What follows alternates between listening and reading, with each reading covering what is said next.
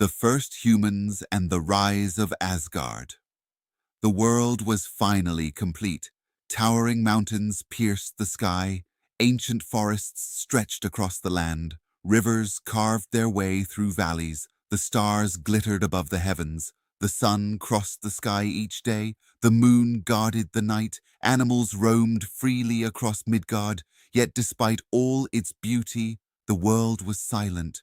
There were no songs, no laughter, no stories, no one to admire the sunrise, no one to fear the coming storm. The gods had created a magnificent world, but it had no soul. Odin knew. Creation was still unfinished. The walk along the shore, one quiet morning.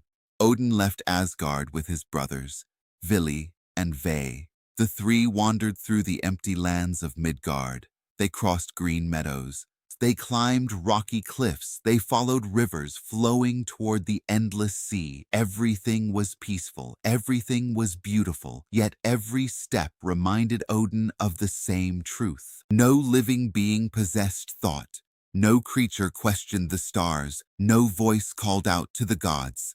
Then, something caught Odin's eye near the shoreline. Two tree trunks rested upon the sand. The waves gently rolled around them. One was an ash tree, tall, strong. Its wood remained firm despite the sea. The other was an elm, graceful, elegant. Its branches had long since disappeared. Most would have walked past them. To everyone else, they were simply pieces of driftwood. But Odin stopped. He looked carefully, then smiled. I believe they are waiting. The first gift. The three brothers stood silently before the fallen trees. For a moment, nothing happened. The wind whispered across the shore. The sea continued its endless rhythm. Then Odin stepped forward. He placed both hands upon the ash tree. Closing his single eye, he breathed deeply. A brilliant light surrounded the wood. The lifeless trunk began to change. Its rough bark softened. Branches became arms. Roots became legs. A face slowly emerged. Then, the impossible happened. The figure inhaled. For the first time, a living human drew breath. Odin stepped back. I give you life. I give you spirit. The chest of the new being rose and fell. Its heart began to beat. The first human lived. The gifts of Vili and Ve. But breathing alone could not create humanity. The figure stood motionless. Its eyes remained empty. Its mind silent. Vili approached. He gently touched the new man's forehead. Immediately, thought awakened. Curiosity, understanding, memory, the ability to dream, the power to choose. The first human blinked. He looked toward the sky, then the sea, then the gods standing before him. Wonder filled his eyes. Finally, Ve stepped forward. He smiled warmly. Placing his hands upon the figure's shoulders, he offered the final gifts: speech, hearing, sight, emotion. The man opened his mouth. His very first breath became the very first human voice. The silence of Midgard had finally been broken. Ask and Embla. Now the gods turned toward the second tree. Again, Odin breathed life into the wood. Vili granted wisdom. Ve gave voice and feeling. Before them stood another human, a woman. The gods looked proudly upon their creation. The man became known as Ask, named after the ash tree. The woman became Embla, named after the elm. Together, they became the ancestors of every human who would ever live. Every king, every queen, every child, every sailor, every Viking warrior, all traced their origins back to these two simple trees upon a lonely shore. The gods smiled. At last, Midgard had people, the home of humanity. The brothers led Ask and Embla across the land. Odin showed them flowing rivers. This water will give you life. Vili pointed toward the forests. These trees will shelter your children. Ve touched the fertile soil. From this earth, you will build homes. You will plant crops. You will shape your future.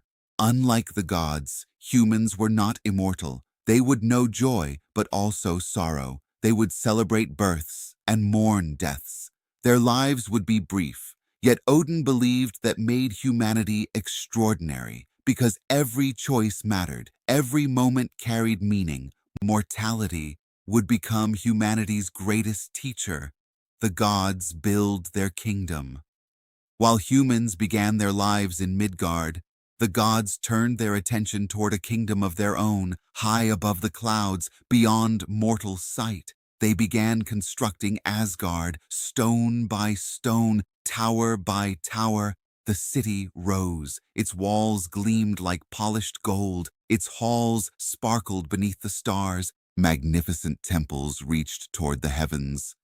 At its center stood the greatest hall ever built, Valaskjalf, the home of Odin. Within, it rested a magnificent throne known as Hlidskjalf. From this seat, Odin could look across every one of the 9 realms. No kingdom escaped his gaze. No secret remained forever hidden. The Allfather had become the watcher of creation. The Rainbow Bridge 1 challenge remained. The gods lived in Asgard. Humans lived in Midgard. The 9 realms stretched across the branches of Yggdrasil. How could they travel between them? The answer appeared after a great rain. A brilliant bridge of shimmering colors stretched across the sky. Red, orange, gold, green, blue, purple. The gods transformed it into a permanent pathway. They named it Bifrost, the Rainbow Bridge. It connected Asgard to Midgard, strong enough for the gods, beautiful beyond imagination, yet fragile enough that only the worthy could safely cross.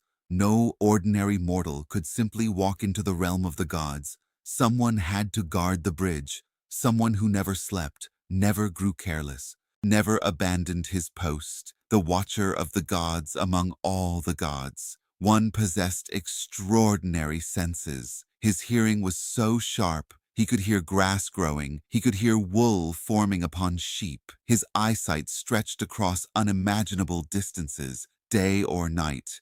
Nothing escaped his attention. His name was Heimdall. The gods placed him at the entrance to Bifrost. There he built his shining hall. Every day, every night, he watched the bridge. His duty never ended. Beside him rested a mighty horn, Gjallarhorn. Its sound could be heard across all 9 realms. If danger ever threatened Asgard, Heimdall would blow the horn. Every god would hear it. Every warrior would answer the call. One day, that horn would announce the beginning of Ragnarok.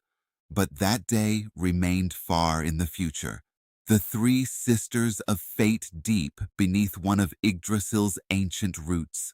There stood a mysterious well. Its waters shimmered with impossible light. This was the Well of Urd. Here lived 3 mysterious women, older than many gods, wiser than kings, more powerful than anyone truly understood. They were known as the Norns. The first was Urd. She represented the past. The second, Verdandi. She governed the present. The third, Skuld. She watched over the future. Every day, the Norns drew water from the sacred well. They poured it over Yggdrasil's roots, keeping the world tree alive, but they performed another task as well, one far more mysterious.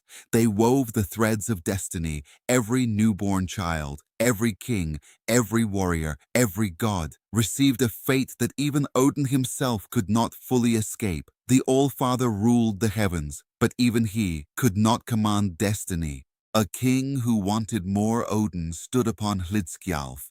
He looked across the 9 realms. Asgard flourished. Midgard was alive. The world tree stood strong. Everything appeared perfect, yet something troubled him. He understood a terrible truth. Power alone could never protect the gods. Strength would never be enough. The future remained uncertain. The Norns knew secrets even Odin did not. Somewhere, hidden beneath the roots of Yggdrasil, lived a being whose wisdom surpassed every god, a guardian of ancient knowledge, a keeper of mysteries older than creation itself. His name was Mimir, and Odin was about to sacrifice something precious to gain wisdom no god had ever possessed.